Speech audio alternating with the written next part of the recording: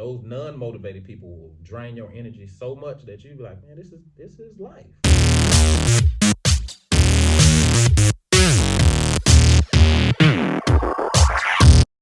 My name is Chad Rhodes Sr. I own Three Diamonds Productions. We started that in 2019.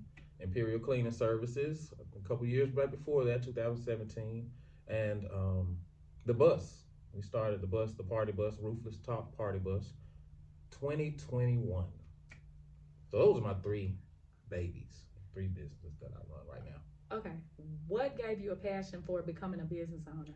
Oh, I really became passionate like during the pandemic because I was working. I had like three jobs. I had two bartending jobs, and I was director of purchasing at the Sheraton. And then once the pandemic came, I lost all of them. It's like because I was laid off, of course, because of the pandemic. So after that, I figured I was like, we really can't trust a job. They can lay you off at any time they want. And this was like one job I got laid off from. Wasn't my fault, but it was right before Christmas. But it was like I have to figure something out. I need to put my future in my hands. My destiny, it needs to be in my own hands. So that's why I really went hard on my own businesses. Okay. What's the difference between working for someone else versus ownership? Oh, people say you create your own hours when you are an owner, and that's a lie. It's you work way harder. You work way harder, but it's not like working a job for somebody else. You get a lot more satisfaction working for yourself. So you don't feel, especially when you enjoy it. Like I enjoy writing, I enjoy producing, I enjoy filming. So it's not like I'm working. I love to get up in the morning and like, oh, it's film day or it's stage play day.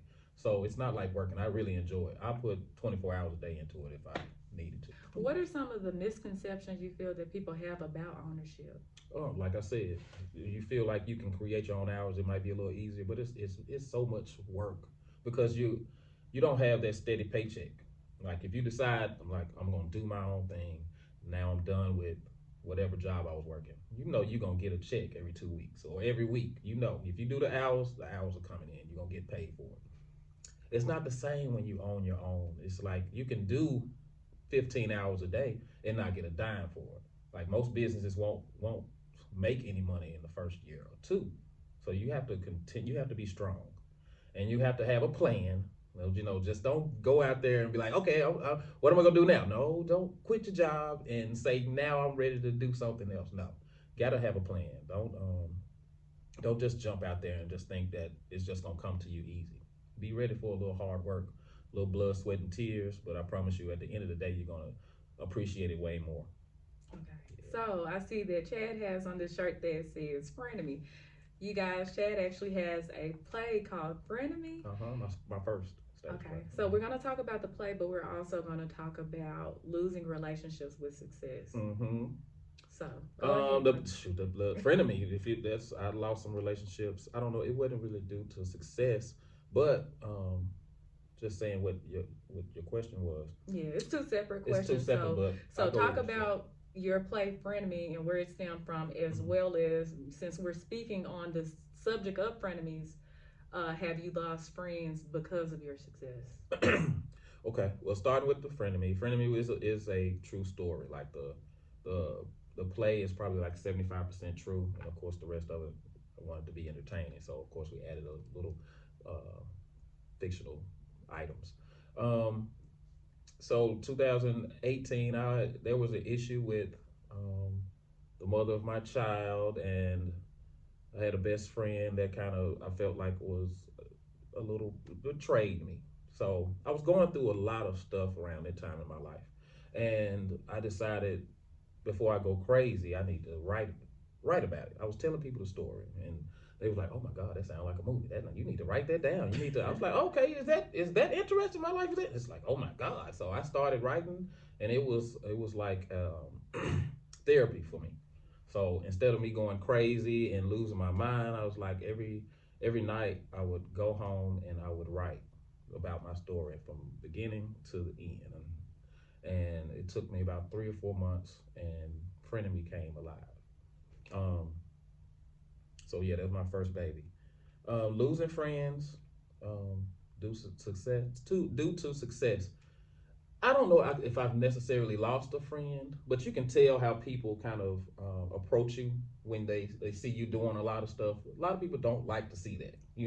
Like we were talking about earlier, they like to see you on a certain level. They like to be comfortable. You're pretty much, if we look eye to eye, people are comfortable with you now. It's like, he's not doing that much. He's okay. He, if he's not going to Hollywood, we still in Memphis. We both in Memphis. Well, we're the same area, same um, status. So I see people may treat me a little bit different. They don't really contact me like they used to. Don't like your posts as much as they used to. If you put a lot of stuff that you're doing out, you probably can test. It's a testimony to you too. If you put a lot of stuff that you're doing and a lot of you're talking. Can I cuss on here? Oh no, I won't cuss. I'm sorry. If you put a lot of your successful and a lot of things that you're doing, you'll notice that your likes won't be as much as the other stuff that you put out. If I put something out there like um, something happened to me, I might get 300-400 likes. But if I put out there that I got something for sale or my movie sold out or my play sold out, you won't get as many likes. And you start noticing those certain people are not liking your stuff. And it's not like I can't say it's a very close friends because I feel like I got a really good village around me, but you have to be careful of those people. Those are people that will what's the word I'm looking for? Well, make you feel uncomfortable about what you're doing, you know. So I'm trying to stay away from those people. And I'm glad everybody has their own season. So maybe our season is just over. Everybody can't be on that journey with you anyway. Okay. What are some characteristics that people can look for in people that may be envious of them? Like, what's something that they? Oh, they start shying away from you. You don't talk to them as much. Um, Negative all the time. Talking about, I guess you can sense jealousy, with some people. They just don't hang around as much as they used to, because they don't want to see. Unfortunately, they don't want to really see your success, no matter how much they say it, no matter how much they push it. They really don't want to see you do better than them, and it's unfortunate. Yeah, so that's the main characteristic. They're just not around as much as they used to be. They're not hooping and hollering about you anymore. Okay. I'm sorry. What's the difference between having an idea and having vision? Ooh, an idea is an idea until you make it, until you write it and make it plain, until you put it on paper and you actually make it happen. Ideas come a dime a dozen until you can actually put like it's a play, stage play. I know a lot of people that are like, oh, I got this great idea. I want to make this movie. I say, okay, well, do it. But until then, that's where it is. It's gonna stay up there. Nobody's gonna know about it, and that's all it's gonna be. An idea is an idea, and then the next person might come up with it. Then you get upset. Don't be upset. Especially, this is what a lot of people need to stop doing too. Stop telling your stuff. Stop telling your ideas, especially if you're not one of those people that's gonna do it right away. Because if you give an idea to somebody that's a creator and they're like, oh, that's great, and they see that you ain't doing nothing on it, you're sitting on it 2-3 years later, oh, I ain't doing nothing. A lot of people will, and they'll take it and it'll skyrocket. Or you never know. So sometimes if you have that great idea, put it into work, put it in, get it done. Like if you want to write that book, write it, start writing. If you want to film something, it's easy now. Get your phone. You can film a whole movie with your phone now. I got friends right now. I don't know, Bianca McMillan. She has her production with AD Payne. What do they call that? Two women in a cell phone. I'm sorry, y'all, if I said that wrong, but it's pretty much how it is. And they decided that they're gonna create their own, create their own lane. You don't see a lot of people doing that, and it looks really good. So that's an idea that she had, and she's rolling with it. So congratulations to those two ladies Congratulations. too. Yeah. Is there such thing as viral success? Because people see, the success, Mm-hmm. but they're not seeing all the steps. Like you kind of talked about, the pandemic and Yeah. losing jobs, and then really getting focused on your businesses. Do you feel there's such a thing as viral success, or Mm-hmm. do you feel like that's a myth? Yeah, people don't understand what the work that goes behind a lot of things that we do. We make it look easy sometimes.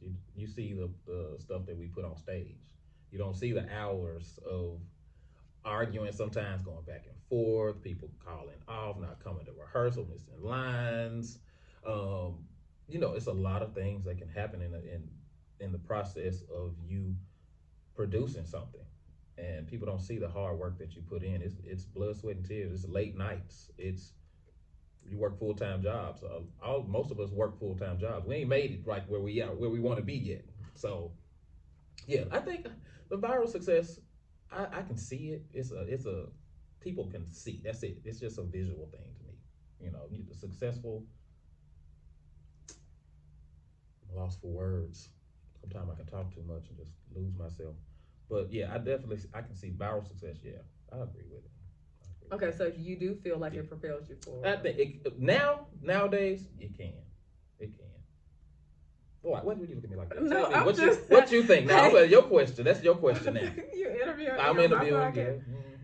podcast. I think it can be if you leverage it in the right way. You can't not be dedicated and get viral success. Let's say you have a viral Absolutely. moment. There have been so many people that we've had seen have viral moments who don't know how to capitalize from those moments or Absolutely. leverage those moments. Mm-hmm. So then it becomes just a moment or a meme versus, this is not just a moment, this is a movement. Yeah. Yeah. Like I've seen you have viral success, but you're also very consistent. So You have to be consistent. Just because, like, we have a video now, it's got over 1 million views, but that's what it could be. plug That's the all it could video. be. Go ahead So and it was plug. it's the like my first viral video. We did the lean on Memphis, and it was It was amazing. it's lean on Memphis, and it's lean on me. We added the Memphis flavor to it, and with the Project Pet song. So if you think about the guys singing in the bathroom instead of the East Side High, they sang Gorilla Pimpin'. So you got to go check it out. It's called Lean on Memphis. We got over about 1,000,007 views on there. But again, we could have stopped right there. I haven't seen a dime, first of all, from that. No, not a dollar. So people need to understand that too. I had people hit me up. Oh no, I see you getting that bag. I said, no, no, that's not how it works. That's not how it works. But I thank God for it. It has motivated me more. A lot of people get viral and just think that life is supposed to be grand and people are supposed to be contacting you. That's not how it works. That's really not how it works. You just got to be consistent with what you're doing. And we've done like hundreds of skits since then. Of course, stage productions, and now we're doing film. So you just got to be consistent, like you said. That's the key word. Okay, I think I know the answer to this, but out of all of your companies, which one is your favorite? Oh, come on now. Three. I love them all, but my 3 times production is my baby. That's something I started from the ground up, which is everything I started from the ground up. But I really want this to blossom into something that's amazing, and it can be great for the city and bring a lot of good attention that we need to Memphis. Okay. What year did you start Three Diamond Productions? 2019, when I was going through my little issue, when people were telling me to write, I was like, "You right." I was like, "I'm finna write a play," because I already been in like several plays. I was in 4, 5, 6 plays maybe before then, and I loved acting. I found out that was my thing, that was my passion, but I didn't know I was a writer until I was having those episodes with my baby. Then all that stuff was happening. So if you want to see what happened in my life, I ain't gonna tell you everything. The movie will tell a lot of it. But yeah, it was amazing. I sat down and I just decided I was like, I'm gonna write this story. Let me start. And I decided where I wanted to start, and I knew where I was going. I knew already how it ended. So I just need to do fillers. I just need to fill in the rest of that story, and it just blew up from there. And how long did that process take? I was writing every night for about 3 months. Not I probably skipped a couple of nights, but about 3 months I would say. Like every night? Damn near.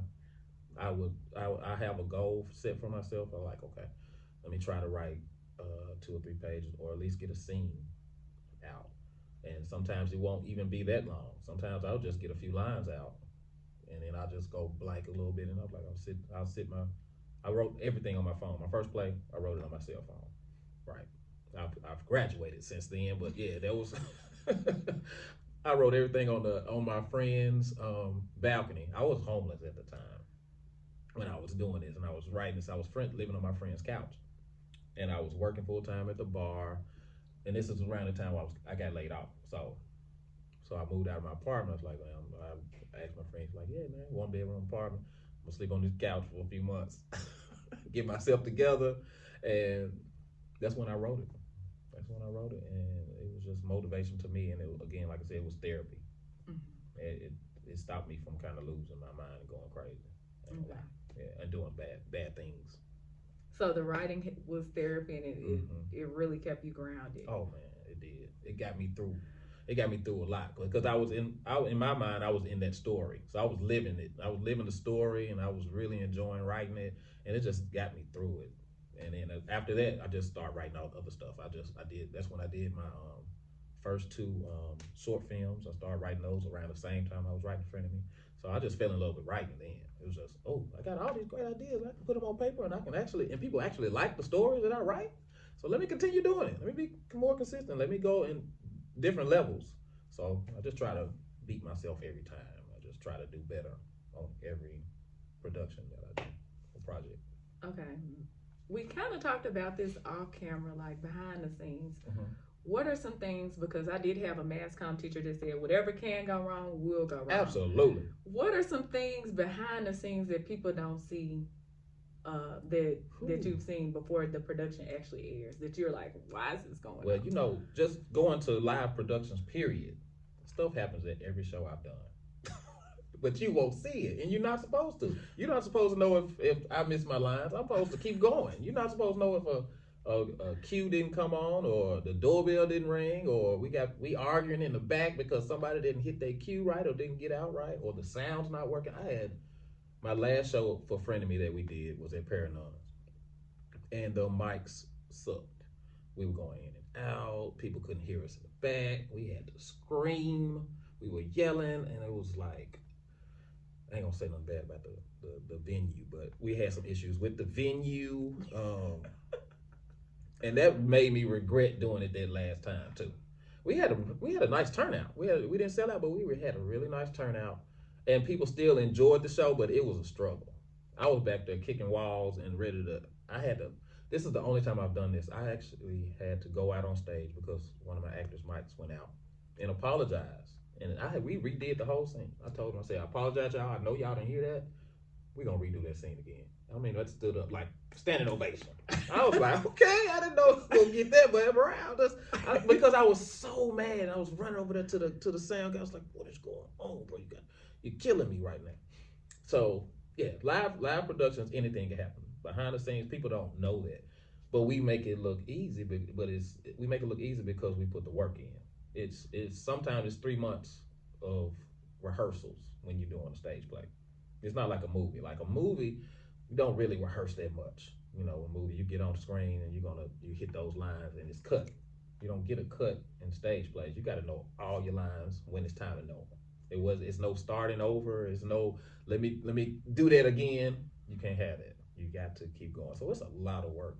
And a lot of my colleagues and a lot of my friends know how much work it is. But a lot of people that just come to stage plays just to see them, we make it look easy. And that's what we posted. That's the goal. You just come there and enjoy the story, enjoy the project. Okay. Finding the right team. How hard is it or easy is it to find the right team of people to work with? It's hard as hell.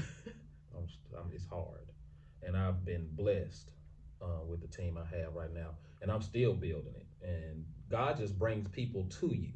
It's like you don't even have to go searching. Sometimes it's like the director that directed Frenemy for the first time that we did. His name was Anthony T. James. Did a great job directing and blocking. He did an awesome job, and he was introduced. My friend Princeton James Eccles introduced me to him. So we had a great run, and then from that I got Raven Martin, which has been my stage director, my stage manager for every show that I've done, and I got her from Anthony James, Anthony James. So from her, I got another person. So it's like it's just building from there. And these have to be the people that you trust. And that's the thing. A lot of people talk about, and I hate this. So bringing this up, clicks. People talk about clicks. I look at it as a team. I don't look at it. I hate that click word. We not in high school. We actually are working. We're making money doing this. We are making impact into the city when we're doing this. So I'm not gonna go out there with some people I'm not gonna always go out there. I bring new people in a lot, but I'm not gonna always go out there with people I don't know and I don't trust. If I know I need to get something done and I know I've been working with this person since 2017 and they've been nothing but great to me and they ain't never dropped the ball, guess who I'm gonna stick with? My team. So as you gradually build a team, that's what happens. It's gonna be working with the same team. And that's just how it is. Now, sometimes you'll bring new people in, but people have to understand that you're not gonna get on every team. That's just like basketball. You might not that team might not be for you. That's why I built my own. I was told several times that I couldn't be in somebody's play or I would audition for something and I wouldn't get it. So guess what? You know what? Okay, that's fine. I'm just gonna build my own table. Like Tyler Perry said, build your own table and have people come to sit at your table. Then so if you upset about it, create your own lane and stay in that lane. But the click thing, I say team. It's a team to me. So yeah, it's hard, but a lot of prayer, a lot of dedication, a lot of work, and people see that you have that. You got to be good to your people too. If you're not good to your people, you ain't paying your people, and they see you bringing a little money in, they're not gonna be that. Everybody is we're adults. We have bills, and you take a lot of time from people. So that's how you build a really good team. They have to trust you. You got to take care of them, and they'll take care of you. So basically, you guys depend on each other to grow. Absolutely, yeah, yeah. I grow with my team, I always take criticism from it, and I listen to them too. I'm not always the one that it has my way or the highway, And you can't be like that as a leader. You have to listen to your team because sometimes your team will know a little bit better, more than you. Just because this is your project, just because you the boss or the CEO or whatever you are, that does not mean you can't listen. Your team will get you where you need to be, and you can't do it by yourself. This lane that we in, this production and film, you can't do none of this by yourself. If you do, I don't know. I don't know anybody that's done it by themselves. Okay. As you grow in your businesses, how do you keep yourself grounded? Because you do have a buzz in the city. Oh, really? I think you do, but how do you keep yourself grounded? God, prayer, and I grew up in a church family. Um, I have some of the best grandmothers that you could ever have. My mother is amazing, always sending me stuff, building me up. If you don't have people like that, it's gonna be really hard. You gotta have some people in your corner that's gonna push you when you're ready to quit, when you're ready to stop, when you're ready to break down. So it's also that team. That's how you stay grounded. That's how you keep going. Family, God, and friends. That's it. Okay. A lot of people say, I don't know if you ever heard this phrase, but they only like that person because they're popular, or they only support that person because they're popular. Do you think that's true? And how do you feel about it? Yeah, it happens. But I had before anybody knew who Chad Rhodes was, I was reaching out to people for my first production. People were like, who the hell is this dude? And he ain't never wrote nothing, which I understand. I would do the same thing. I was like, people coming to me like, you want to be in something? I was like, what you do? That's why you do your background checks with people.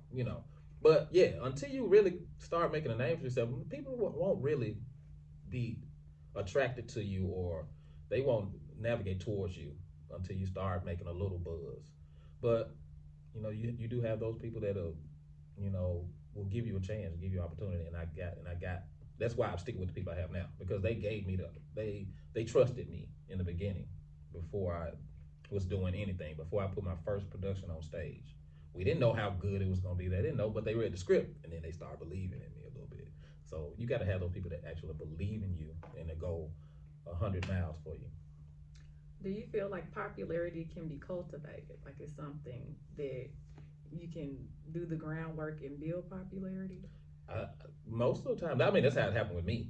It's just the groundwork and putting the work in and people seeing it, and then they sharing it to their friends and family, and that's usually how your name gets out there now.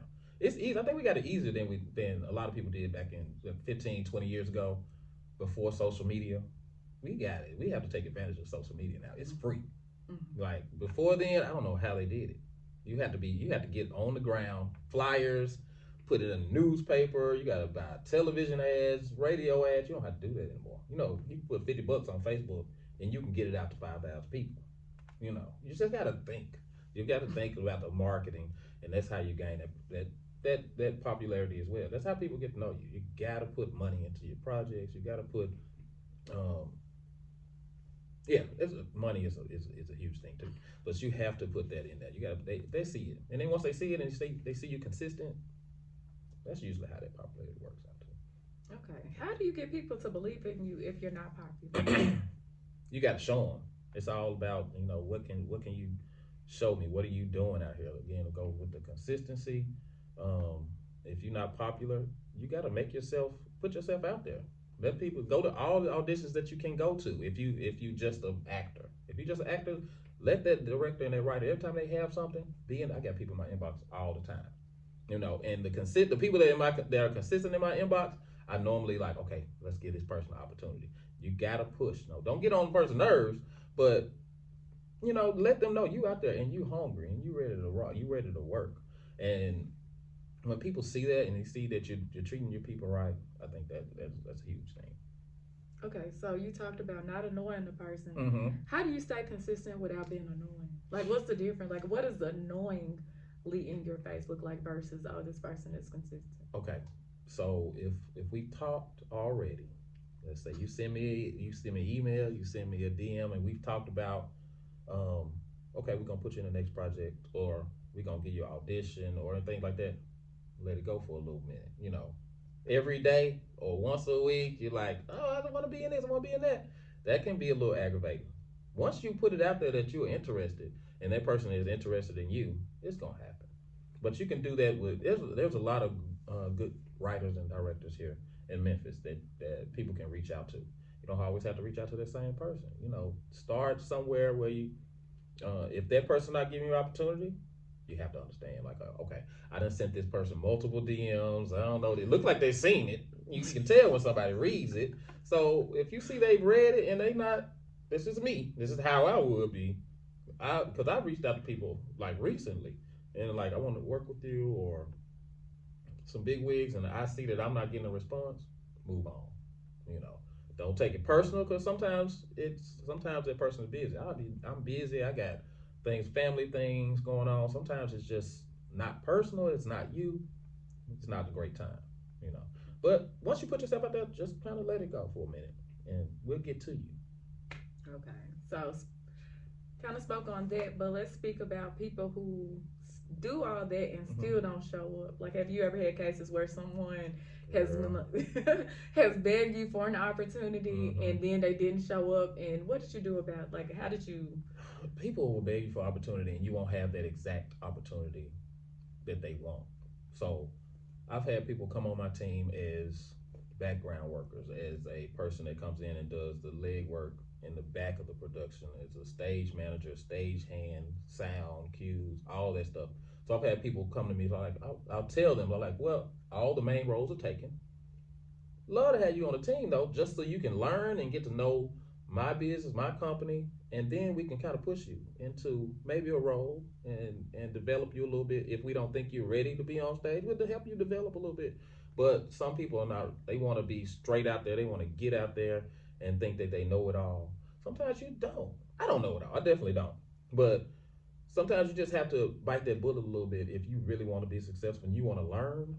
You want to learn this industry we in, and you see people out being successful with it. Learn what they're doing. You don't necessarily have to be the guy. Everybody wants to be the guy. You don't have to be the guy. If somebody gives you opportunity, sometimes you got to just take it. You see them doing a lot of projects. You see them doing a lot of successful projects, sold out shows, and they give you the opportunity just to be on the team. Sometimes you got to take it. And because I've had people that, like I said, been in the background, now they in the movie. I got my girl Kamisia. She came in as the sound cue person for Triangle. That's all she was doing. But now she has a role in my first feature film. So the opportunities will come, but you got to be able to take it, and sometimes not take that role that you think you deserve. We all think we deserve that main role, but it ain't. Just life is not like that all the time. It's not like that. And It's are not. these people with experience, or are they just? Sometimes it be people. You got to understand. We have experienced actors. I feel we have a lot of experienced actors, but we have to always be ready to learn and grow. Um, just don't think you know it all already, because we Mm-hmm. don't. We don't know it all. If I promise, if I knew it all, I'd be in Hollywood right now. If I knew everything that I need to be doing right now, I would definitely be in Hollywood. And I'm still learning. I'm still growing. That's my motto. Always keep learning. Because once you feel like you know everything, I feel like that's your plateau right there. You're like, I know everything. Well, if you know everything, this is where you at. This is where you gonna stay, because you're not opening yourself to learning anything. You just got it. Then this is where you gonna be. It's like, I'm just gonna say goodbye to you as I'm still growing and learning and passing you by. Okay. What past roles we talked off air about, your past jobs. Mm-hmm. But what past roles do you feel prepared you for leadership Well, or doing what you're doing now? I've been in leadership a while now. Since I was 22, I was supervisor at the Peabody Hotel. So I've been over people for a long time. So that started my leadership role. So uh, that was my main thing. I wanted to be, like I was telling you earlier, I wanted to be a general manager of a luxury hotel. So I was starting hotels in 2001, and then all the way up to 2019 when I decided that's not what I want to do. Like, I started acting more, and I started getting into these roles. I started commercials, and then I started writing, and then I really knew, I was like, God got a plan for me, and it's not a servant at a hotel, which was what it is. The hotel is a. Oops, sorry, I keep it down there. That's what it is. You serving people 24 hours a day. People upset all day, and that weighs on you so much. And I did that for almost 20 years, and it was just like, no, what you want me to do, Lord? What you got for me? And then that's when the thing happened with my life, and I started writing, and that was my passion. I was like, this is my gift. People like it. Damn, okay. Let me do this. Let me try this. They like that too. I'm gonna do one more. Oh, they like that too. They even like that even more. God, thank you. That was my sign right there. Like, that's what I want to do. So I decided, like, I was not gonna go back into hospitality. After 2019, I was done. I was done with it, because it'll take your life. That's 10, 12 hours a day that you have to work, especially in a leadership role in a hotel. Hotel never closes. Phone rings all day consistently.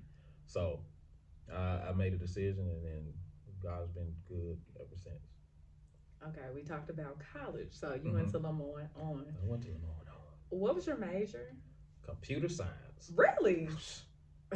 I had no idea when I picked that major what I wanted to do with my life. I That had was no my idea. first major It before just sounded good. I I ain't gonna lie. changed it. I was Did you 18. change yours?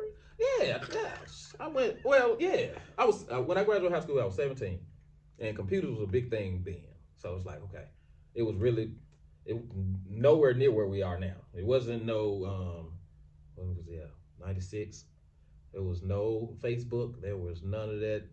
Yahoo. It The was Yahoo. phones, we had the Nokia phones. It wasn't no texting. I had a beeper. So computers were really taking over, taking charge. So my folks was like, yeah, you need to try computer science. I said, okay. I got in there with that computer stuff, and I was like, yeah, boy, this is not it for me. I don't want this. This is boring. And that's when I got into. I did EMT for a minute. Went to school for that. Graduated for that. Figured out that this ain't for me either. I'm not real big on blood. So I stopped doing that. That's when I went into the hospitality, and I fell in love with it because I like people. I feel like I'm introvert, so I feel like, yeah, I just love talking to people all the time. So did that for a long time. Did that for a long time. So that's what brought me up to where I'm at Okay, so now. do you feel your major had nothing to do with what you're Nothing, doing? nothing at all. I went to college. I ain't gonna lie, college is a blur, because I wasn't going to class like I was supposed to. I just loved being at the school. Did you make it? I ain't gonna Did lie. you graduate? I did not graduate from Lamar. I went to Lamar from '96 to 2001. I struggled. I struggled, and college is not for everybody. I'll tell you that right now. You do not have to have college to be successful. You can get a trade, or you can, God gives you the talent that you have. Push it and keep going with it. So don't lose it if you are just not that person that's in the classroom. That's not for everybody. Mm-hmm. I'm a living witness to that. How do you feel the jobs that you had previously added to your success now, as far as like you being a boss and Mm-hmm. running your own companies? Do you feel like that leadership experience Yeah, it gave has me some? discipline. I feel it gave. I learned a lot again in hotels because I took a lot of classes. We took a lot of leadership classes, courses. They had us doing a lot of leadership courses while I was doing that. That helped a lot on how to lead people, um, and it's all about respect. You get respect if you give it. You know, people see you making moves. They see that you're being successful, and they see that you're going where they want to be. They will definitely follow you to the ends of the earth. It's all about the loyalty and respect. Those are the two biggest things Okay. on building your team and people following you.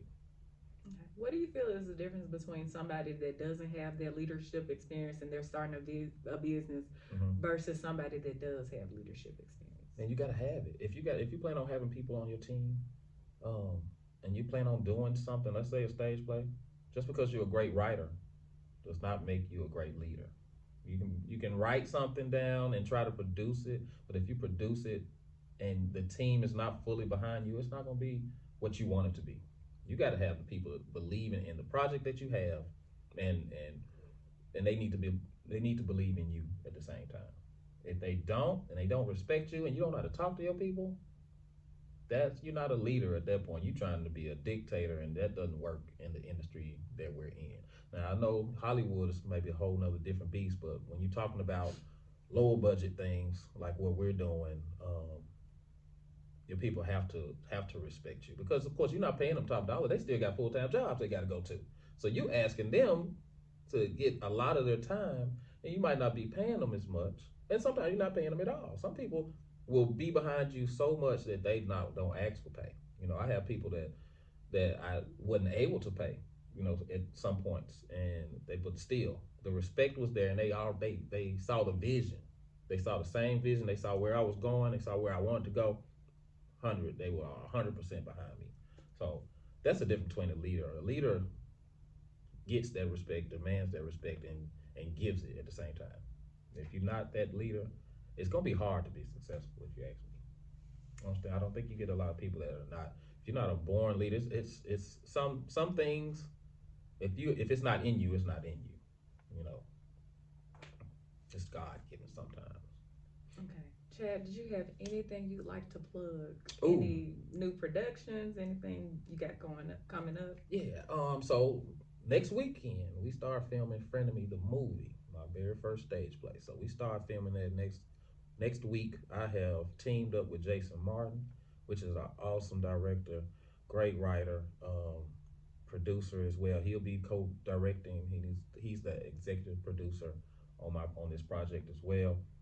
John Hamilton will be filming it. Doug Bedford, he's assisting as well. He's doing all the little background stuff that we need done. Website. He's also helping on set. He's also helping with the script as well because I have to transform the script from stage play into film. It's totally different. It's nothing like because on stage you just have those. I have just those two scenes pretty much. You got to go between those two scenes, those two places. So you got the house and you have the restaurant. And in a movie, you got to have all the little fillers in between. You got to have transitions. You got to have locations, different locations. Everybody don't want to see the same locations all the time in a movie. So yeah, Doug Bedford, John Hamilton, Jason Martin. So I've teamed up with them. Three wonderful, intelligent, smart, and they know what they're doing. And they have helped me along very much. So shout out to y'all for sure. We're looking to this be like a huge project, and hopefully helping put Memphis on the map with the other projects that are coming out from other directors and writers. Okay. What would you say to people that say Memphians aren't doing anything? There's nothing going on around us. That's so not true, man. My girl Amber, Yam, she always yells out Memphis is the new Hollywood. And we got a lot of dedicated people here that want to work and want to work together. And some people feel like Memphis doesn't have that. We want to work together.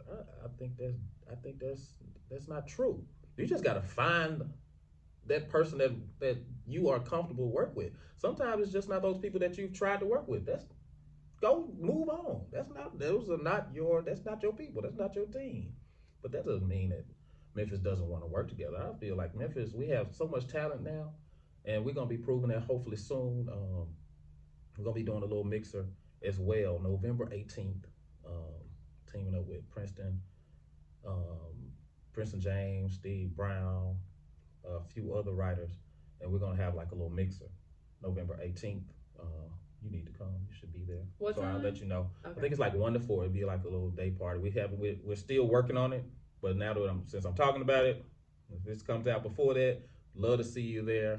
All creators, writers, directors, we want to come in the same building and do some networking. That's the opportunity right there. That'll be the opportunity to say, hey, I write, you direct, you act.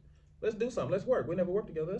That's how it's going to work. And that's how we can become the new Hollywood. To all the people in his inbox, y'all should be there. Come on now. We're going to be announcing it really soon. They're going to be on your shoulder like, hey, I want you there. Yeah, and that'll be your opportunity to actually touch the person that you've been in their inbox. If you've been in their inbox, this is your time to say, hey, I don't know if you saw my DM. But right. Now don't touch me. Not for real, don't touch. But no, it's fine. I'm very approachable. Steve Brown's very approachable. Princeton's very approachable. We're all very approachable. Don't be scared. So if you see us, just please come holler at me. If you're interested, we are looking for like extras. So I might ask Shamika to come in and see if she want to be an extra in the movie. So now I'm asking her now. Okay. You want to be? Yeah, okay. I'll be all right, cool. Extra. All right, I got you. All right, you in there then? So yeah, this is your opportunity to reach out to the people that you probably don't see every day, that you probably admire, or you see something that people inspire you. Ask questions, just like you asking me. So it's gonna be really dope. I can't wait. November 18th.